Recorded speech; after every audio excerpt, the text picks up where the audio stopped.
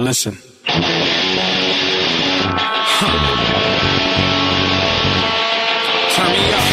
Welcome back to MMA Today, the place for the latest news, views, and interviews in the world of MMA. MMA Today is produced by Sweet Sports and Entertainment, and you can check them out on sweetse.com. This segment is being brought to you by pennyjoemma.net. A great place for all the latest MMA news, the best in MMA gear and apparel, and some of the top articles in MMA. Check it out at pennyjoemma.net.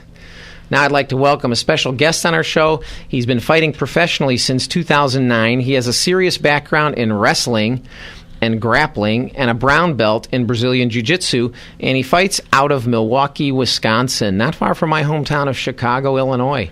He has a professional record of 9 wins and no losses, with 3 wins by submission and 1 by knockout. His next fight is going to be at Bellator 64 on April 6th in Windsor, Ontario, Canada, against Douglas Lima. I'm talking about Ben Askren. Ben, welcome to the show. Hey, thanks for having me. Hey, we really appreciate you taking the time to join us here, Ben. One of the questions we have for you is, you're being the Bellator welterweight champion. You've shown yourself so strongly in some of those fights. But the last so many fights have ended really in decision, and most of them you're really focusing on your wrestling game. Have you been working on a stand-up game? Yeah, that's why I moved to Milwaukee. I moved up here to train with Duke Rufus, who's, in my opinion, the premier striking coach at MMA Today. It kind of fast-tracked my striking game. I'm getting a lot better. Obviously, my wrestling and grappling will always be my go-to because I've been doing it since I was 6 years old, but my striking is coming along quite a bit. Well, that's good. I mean, sometimes you come across certain fighters we've seen in some of these fights where they are extremely good against the takedown, and that's where they try to push you into the grappling game. Do you find that you're stronger on the ground, or have you worked on, like, the press against the cage? What's your feeling about that if you run into a guy that has a good takedown defense? You know, my last opponent, Jay Haran, had a pretty decent takedown defense. I only got 4 takedowns in the fight. The thing is, I'm persistent, so I'm not going to try a few times and give up. In the first round, I tried a handful of takedowns against Jay, and I didn't get it. But then I did get a couple in the second, third, and fourth. So I'm just persistent, and I'm most likely better than anyone they've ever faced wrestling-wise. Now, are you comfortable with in being with Bellator right now? They have you fighting just 2, maybe 3 times a year. Is it really set for 2, or is it set for 3? Well, last year 2011, I fought twice, and this year 2012 it's going to look like it's going to be twice again. So obviously, would like to get that third fight in. I just don't know that it's going to happen. Yeah, because we like to see the guys that are up there on the rankings fighting a little bit more often. And I know the Bellator system, and we love Bjorn Rebney. We've had him on the show quite a number of times. Whenever there's something down here in South Florida, we've had him on the show. And I know that philosophy that, you've got to climb the ranks to earn a title defense, and therefore they sometimes have to put their title holders in non-title fights just to keep them busy. Were you surprised at Michael Chandler's victory over Eddie Alvarez? No, I wasn't surprised. I think I was one of the few people who was saying, you guys, the media, are kind of stupid for not giving Michael a chance. I knew Michael was a very dangerous opponent for Eddie.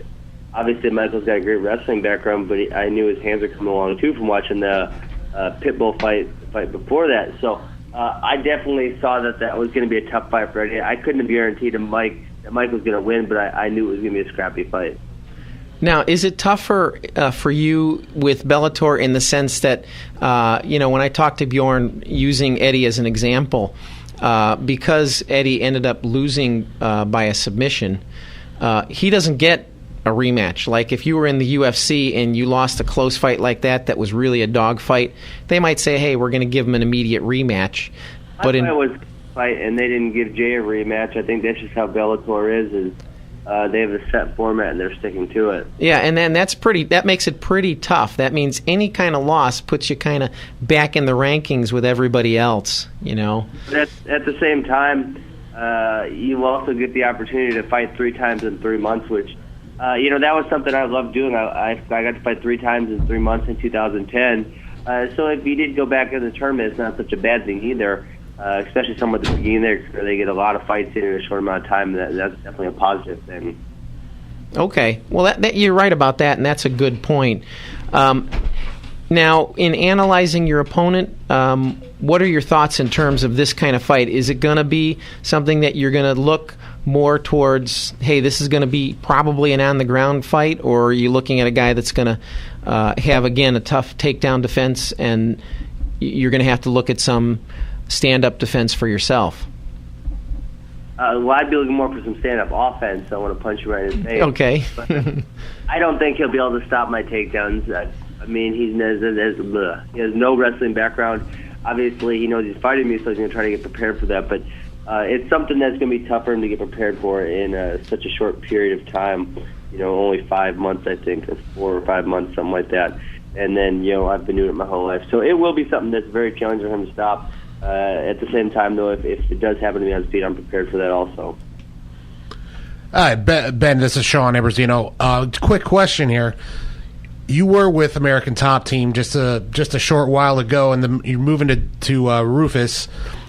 Douglas Lima is a American Top Team fighter. Is there going to be any bad blood there? No, I never had anything against the American Top Team. I trained at American Top Team in Columbia, Missouri, because that's where I went to college, and I coached at the University of Missouri, and they were the only gym in the area. That's why I was with the American Top Team. I had no intentions of ever moving to Florida. Nothing against you guys. I just don't like Florida. It's too busy for me. I agree with you. And so, obviously, and then actually I was in Arizona for a year and a half, and I was with another group there. And then when I came to Milwaukee, I came to Rufus. But I have no ill feelings towards anyone at American Top Team. I had a really good experience with them. It just I'm not going to move to Florida. Well, I was wondering more along the lines of the other way. Do you think there's going to be a little bit of all right, this guy left, time to show him what he gave up, or just ready to go out there and no hard feelings, just ready to go?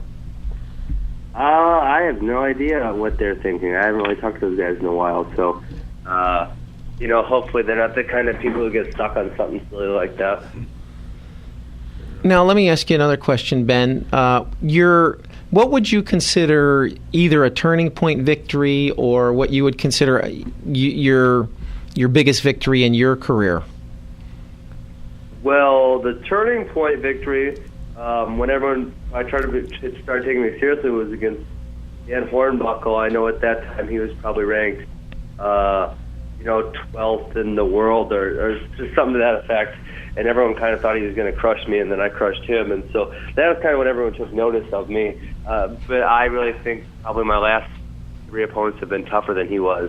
Sure, and I agree with you there. It was like, because you're right, Dan Hornbuckle was a guy that people had taken notice of, and they thought, yeah, he's got a good stand-up, and he was going to win that fight. And you really, showed him by getting a decision there. So that probably, you're right, that was a fight that people had to stand up and take notice, because it put Dan back in the loser's bracket, so to speak.